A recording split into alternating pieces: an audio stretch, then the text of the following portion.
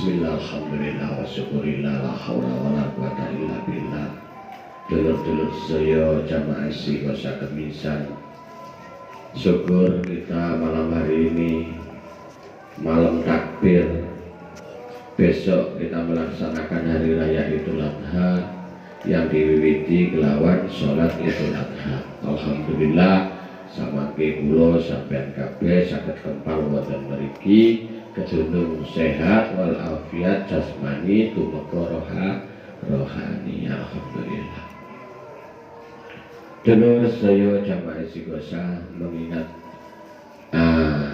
Idul Adha adalah identik dengan hari kurban, yaitu mengorbankan sebagian hartanya untuk membeli sapi atau kambing. Nek unta ndak ono, nek unta di Arab. Ya.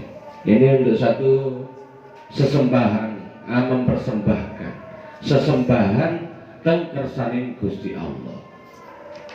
Lalu ada apa di balik persembahan ini? Nah, kata Gus Im diriwayatkanlah oleh masa itu, yaitu masa Nabiullah Ibrahim. Pada saat itu sidike Nabi Ibrahim antara sapa ibune Siti Hajar. Nabi Ibrahim itu di Wujuluru. Ya ini ya. Sapa sidone? Maisaro. Sing gak bener ceritane Maisaro. Bener saya. Terus kapan dewa? Kayak Nabi Ibrahim. Mantap. Untuk mengingat masa-masa itu sebagai simbolis, lalu diekspos oleh ditiru diterusno ambek Kanjeng Rasul Nabi Allah Muhammad sallallahu alaihi wasallam. Tumeka sampai samangke nalikane cilike Nabi Ismail 130 tahun donga pengen duwe anak, baru dikei anak sing jenenge Ismail pada saat itu paceklik. Jadi misah antara menenggik lembah sing jenenge antara Safah kali Marwah. Di situ kayal-kayal Nabi Ismail niku sik belum diangkat Nabi, masih kecil.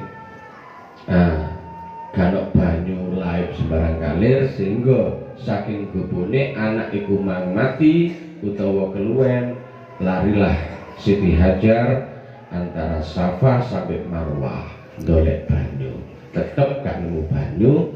Teko kayal-kayale Nabi Ismail niku ternyata muncul sumber atau mata air sing saiki diarani air jam.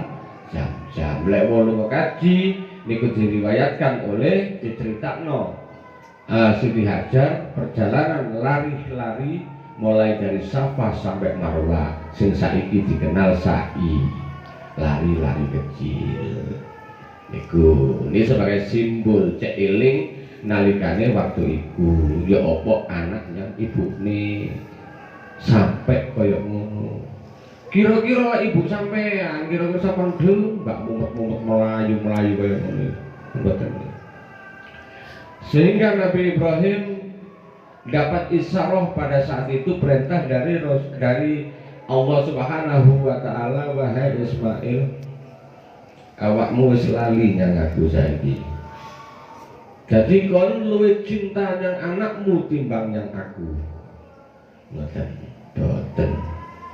Aku tetap lebih cinta yang sampean Gusti tinimbang yang anakku, senajan iki tak arep-arep sing suwene 130 tahun kait sampan wujudno. Ya wis lek ngono monggo ngomong. Kurbanno anakmu kanggo aku. Pada saat itu ya sing ganteng-gantengnya arek cerita, tapi ganteng-gantengnya arek ya remaja yang Gusti Allah dikongkon beli. Sehingga rundingan antarane Siti Hajar kali Nabi Ibrahim. Nabi Ismail ya kasih tahu dulu. Terus nama Siti Hajar ditarani ya apa iki? Ana perintah kaya ngene. Ana perintah kaya ngene teko Allah. Oh, wahai suamiku, lek anjane perintahe Allah sing kaya ngono maka laksanakan. Maka laksanakan. Enggak apa-apa, aku ridho. Jarene Siti Hajar. Nah, khilaf antara ulama enten sing ngomong bahwa Nabi Ibrahim niki, Nabi Ismail niki ditareni dhewe, wahai anakku Ismail. Ana perintah kaya ngene teko Allah. Ya benar. Lek anjane iku perintah saka Allah, wahai bapakku, maka laksanakan sembelih saya sebagai pengorbanan. Buktikan bahwa panjenengan luwih cintanya Allah timbangnya aku sebagai sebatas seorang anak. Ada cerita yang lain mengatakan Nabi Ismail itu kerungu karepe dhewe waktu rasan-rasan antara Nabi Ibrahim lalu Siti Hajar. Sehingga muncullah Nabi Ismail pada saat itu menawarkan diri, lakukan, laksanakan sesuai apa yang diperintahkan oleh Allah. Lalu dibawalah Ismail untuk disembelih. Sesuai hikayat cerita Nabi Ibrahim wis mulai siap-siap kali gamane kate mbeleh anake jenenge Ismail. Secepat itu pula malaikat Jibril diperintahkan oleh Allah untuk mengganti Ismail itu dengan kambing atau domba. Ya. Ceritane sampai ono kurbanan sampai koyok niki. Kembali kepada jati diri. Lek tak balik no kulo ini, kulo aku ndak berdasarkan nopo-nopo, kulo saling ngomong sakarepku dhewe. Kembali kepada jati diri, haruskah ibadah itu mengorbankan dengan makhluk Allah yang lain? Pada saat ini akan terjadi, besok ini akan terjadi pembantaian besar-besar. Ya unta, ya kebo, ya sapi, ya wedhus. Apa ya ada ayat, ada cerita yang mengatakan tadi diriwayatkan oleh siapa satu hadis itu bahwa semua binatang termasuk sapi, unta, terus penunggalane ngenteni dina kurban iki. Jarene kewan-kewan iku lek dipersiapkan untuk kurban nemen senenge. Iya ta. Wong aku lek delok YouTube iku mau unta dibelek, ndase sing belek dicaplok ngono ambek untae. Iya. Ono maneh sapi dibelek merontas sehingga merusak apapun di situ. Ada apa? Kembali kepada jati diri. Ibadah yang Gusti Allah mengorbankan nyawa makhluk Allah sing lain. Kula dhewe niki nemen mboten sepakat lek gawe rasa. Karena pertama itu aku nerima korban hakikoh pada waktu itu di padepokan iki. Kula tonton iki mawon. Lek kula nonton mulai karo bono sampe belai terus serang kula mboten tega. Dadi kula nontoki wedhus sing situkne sing dereng dibelek niki nangis, Pak. Berbesmili dan kambing ini penuh ketakutan. Sebentar lagi adalah giliranku. Munggu syariat bener pun niku memang itu perintah. Sebagai syar'i wong kula niku wong Islam, kula sampeyan niki wong Islam sing syariat, melaksanakan itu memang sudah kewajiban, mampu. Tapi ketika sudah masuk ke alam rasa, masuk yang alam rasa jati diri, ning jerone ati sing sak temen iki berontak. Haruskah sampai sekejam ini kita manusia menyembelih makhluk Allah yang bernyawa untuk sebagai konsumsi? Jadi pembantaian besar-besaran terjadi. Ditelisik mana? Ada apa sih dengan pengorbanan ini, dengan ritual-ritual korban, sesembahan ini? Nun sewu. Kita manusia diciptakan ini enten nafsu hewani. Ojo mung iso mbelek kambing, mbelek sapi, ojo. Maka lumpuhkan nafsu hewan kula sampean. Kula sampean iki duwe nafsu hewan, Cak. Bu. Ayo. Ojo dianggap sampean kurban sapi, kurban wedhus. Niki lolos sampean teko napa semua ritual-ritual yang lain. kok enak dengan mengorbankan makhluk Allah yang lain yang tidak bersalah akan mengangkat harkat martabat sampai dengan Allah gak iso mboten saged selama kita tidak bisa melumpuhkan nafsu hewani yang ada di dalam diri kita. Karena kita ada nafsu, sebenarnya nafsu manusia, nafsu insani, ada nafsu syaitan, nafsu setan, ono nafsu hewani, ya nafsu kewan, ya, ono nafsu sebenarnya nafsu robbani, ya.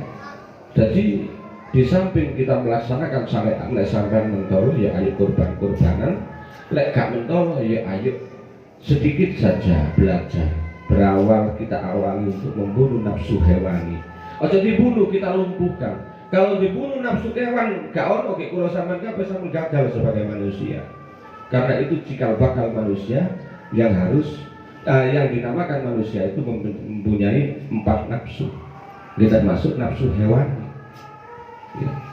Coba sampean rasakno kira-kira lek sampean anak sampean kok sampean dewe sebagai pengorbananku ke Allah untuk menebus daripada dosa-dosaku sebelah saya, mampu sampean? Kira-kira mampu enggak? Enggak mampu kan? Enggak mampu. Iya. Dan akan diberi fadilah, akan dibalas oleh Allah orang yang berkorban itu nantinya. Ditaten apa wedhus sapi di kemudian saya. Cair tumpahan. Ya suwe ta, wong numpak sapi, numpak wedhus nang saiki kok sepur. Iya. Sebagai tumpahan yang bagaimana? Kira-kira tumpahan sing kaya apa ya?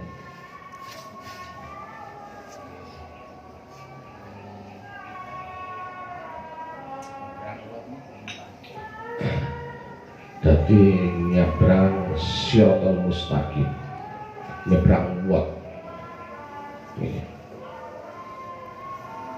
Kira-kira wedhus niku nek ana nggih kono ditumpaki yang sampean kabeh, wong wedhus sampean tumpaki ngene, mampu enggak wedhus iki? Lek sapi, wong gak akale cah, ya dikipakno niku. Iya. Tapi gak masalah. Wong niku iming-iming supaya sampean kabeh niki tawadhu ning kersane Gusti Allah. Iya. Lah mosok sih nek kate tawadhu sing blek-blek sapi, wis kan nyawa-nyawa purel lah wis. Manusia itu 21 juta, 20 juta sapi dibelek. Gak masalah juga manfaati. Ambek sampean, ambek kula sampean kabeh soalnya mari ngoten kan diduduk. Iya. Lek kula dhewe nun sewu, lek kula dhewe wani duduk duwike daripada tak tukono sapi terus disembelih. Lek kula, tapi biasane lek rupa duit eman. Wah, meneh-meneh lek gak hakiko.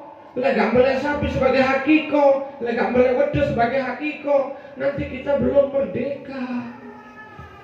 Baru kita bisa mengibarkan bendera kemerdekaan di hadapan Allah niki lek wis hakiko. Kurban merdekakan dirimu. Carane hakiko. Apa mung hakiko tok?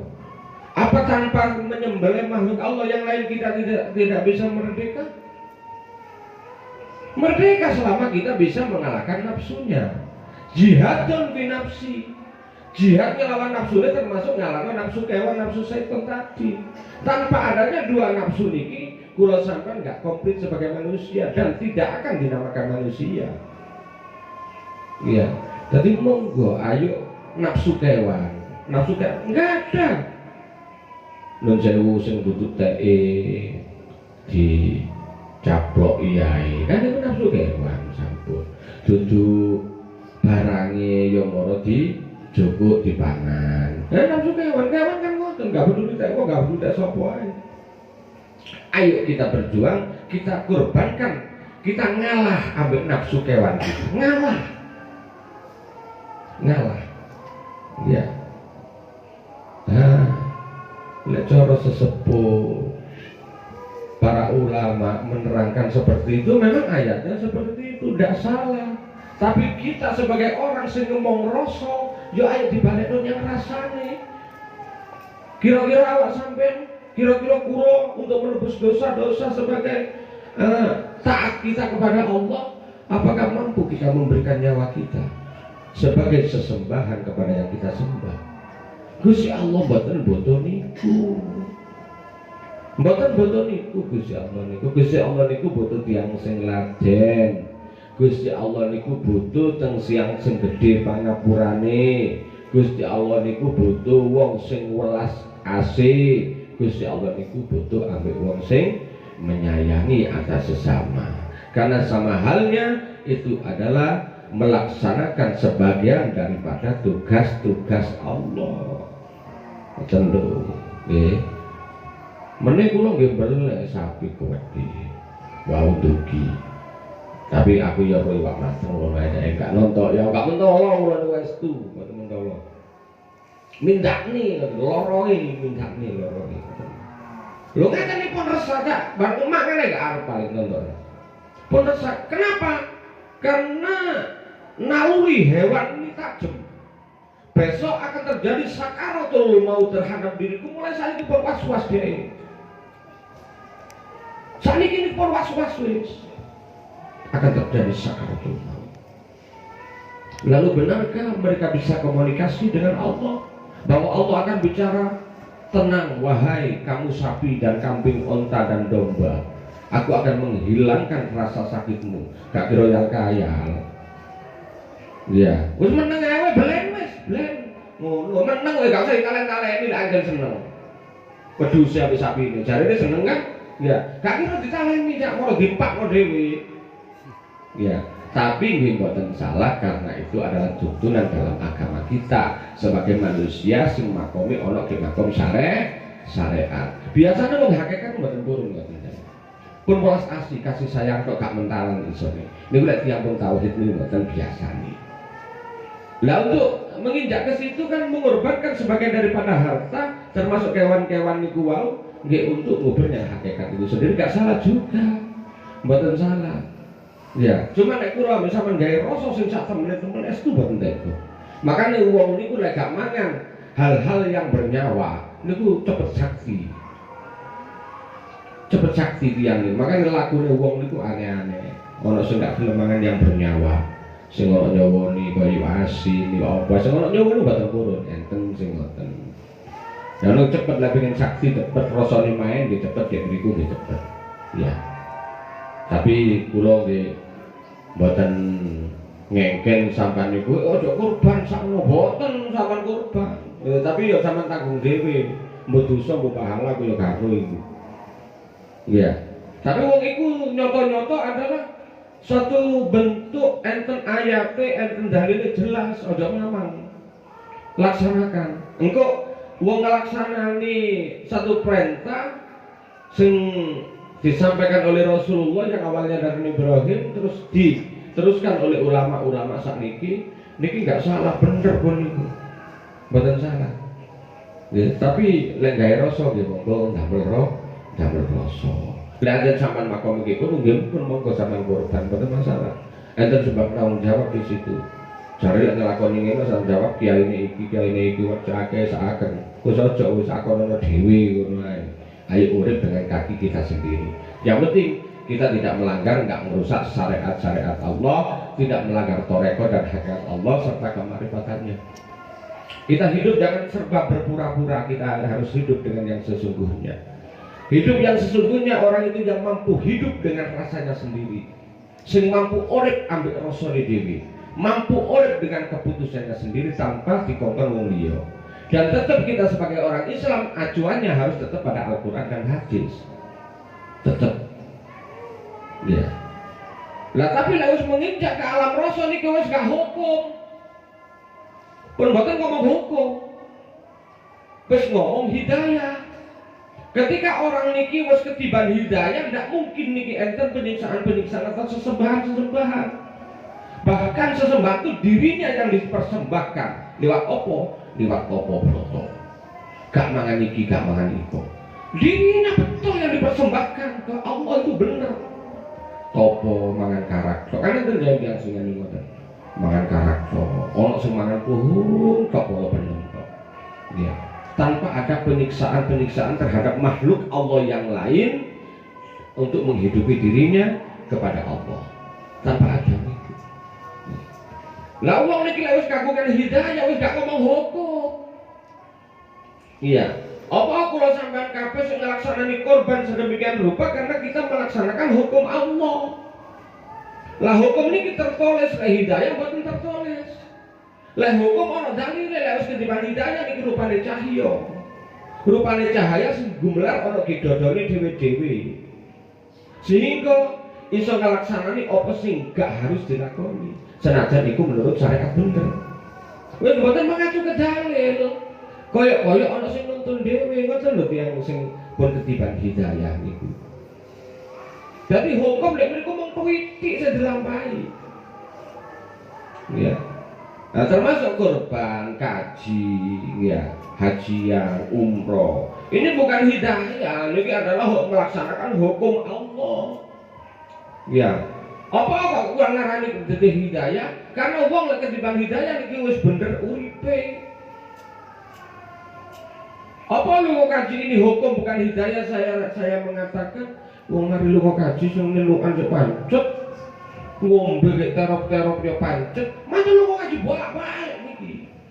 Berarti dia hanya bisa melaksanakan hukum Allah tapi tidak bisa melaksanakan, tidak dapat hidayah daripada Allah. Oh no. Ya, mari lu mau kaji. Oh, diduduki entong yang bojone, ya. Padahal bodoh mari kaji ini. Berarti orang itu enggak ada cahaya. Makanya tiang niku lek ana nur dalam akal, ana nur dalam iman, ana cahaya di dalam kolbinya, insyaallah manusia niki iso selamat. Sing nuntun selamat nggih cahaya pepadang niku wau. Apa orang yang bisa melaksanakan hukum Allah bisa melaksanakan bisa dapat hidayah? Enggak mustahil. Bisa, wong termasuk sholat 5 waktu dan lunga kaji niku melaksanakan hukum sing dipune siji kok. Iya, dapat hidayah Allah. Makanya sing diarep haji mabrur. Iya. Tapi haji mabrur niki mung omong-omongan tok. Buktine mari lunga kaji. Iya. Makanya kula pun gak tawaf ke Ka'bah, kula tawaf ke Tanah Jawa mawon ngeloyong mlebu warung kono padha ae tawaf sak baru nyampe nang omahe maneh ya. Enggak nyentel. Mboten nyentel karena ngono kaji rono godakan rokok barang arep kaji dagang jancuk wong kan. Ya enggak murni. Orang yang bisa melaksanakan haji itu terlebih dahulu harus haji di dalam dirinya. Harus sa'i di dalam dirinya, harus melempar jumroh di dalam diri, terus harus tawaf di dalam diri. Soalnya niki nopo, lu kaji niki ringkese niki ono nggih nomor terakhir. Berarti sing mau kaji kono wajib nyekel ilmu tauhid. Ngoten lho, ringkese kan ono nggih ana butir-butire ono nggih nomor 5 terakhir. Berarti harus budal yang bab sing terakhir ilmune kudu tauhid. Hakikate kudu kenceng. Lek kawaten mboten saged soal lamar lu kaji gak diceluk abang ngamuk. Lamar lu kaji gak diceluk umi ngamuk. Sitok sing gak ngamuk iki abah totok. Oh gendeng lah. Oh sik ndelok wong wedok mlis titik ngono ngaceng ae lu kaji. Tok iki. Mbok kena aku wae. Mangkol. Tapi tidak masalah, orang malu kok kaji pisan, wes gugur. Anu gak lu kok kaji kan gugur-gugur ya. Tapi mboten napa-napa ngandani tatanan tuntunan sampai anek mantep yo atau gak mantep gak kabeh wong individu kok. Wong gak dadekno sampean musyrik, gak dadekno sampean kafir kan gak melampaui lu kaji. Ya, sengaja sampean kafir kan ngafiri awake dhewe sampean. Ya Gusti Allah gak paham. Gusti Allah gak ngereken bun. Sekon kafir gak kafir aku gak ruiku terserah awakmu dari pangeran. Betul. Yang penting jangan mengadakan kekafiran terhadap diri. Karena terjadi banyak pembohongan di dalam diri. Rupanya santri-santri jerone gak santri ya akeh kok. Rupanya bajingan potongannya jerone santri tulen yo kebek kok. Niki Gusti Allah ambek sampean dhewe sing santri apa enggak aku iki. Dek kersane dep-depane Allah niki. Betul. Lek kate lunga kaji yang Mekah lunga kaji dhewe di dalam dirimu. Bagaimana cara ngajakin sing lho? Jadi kulo kan tugasnya ngomong, jabarno kan juga iso. Tapi lah nggak jabarno diancuk mbok nyancuk jancuk jaran dan kulo. Soalnya luar itu dari membeli tar kalau di sangoni 7 juta ya tak kayak jancuk jaran tok. Lo guys tuh buat kalah rek cari itu semua cuman aku semua larang kalau nggak tahu kan. Yes, soalnya sendiri yang soge termasuk wali kota. Aku saking senengi penjabaran jancuk jaran sangune kata pada saat itu terus sampai ada padepokan tidak oleh gue harus kadung tenar gue sampai kapan padepokan gue ditinggali pada waktu itu mulailah aku pun boten purun diceluk-celuk ngoten niku kecuali konco-konco jamaah ya ibu dulur moga sesarengan mengadakan sesembahan dan persembahan niki wau sing sak temen-temen itu jati diri karena persembahan yang menggunakan alat lain selain alat kita ini sih kurang afdol niki sing gak nggawa nek kersane Gusti Allah soalnya apa persembahan yang kita persembahkan kadangkala ini berjalan melalui ego tapi tidak melalui hati yang bersih lek wis atine bersih sampean kabeh sing dilakoni sedayane gak diakoni sampean sing kurban ya Allah sing ngelaksanani ya Allah rezeki teko Allah ya dibalekno nyang Allah ngoten ya biridallah al-fatihah.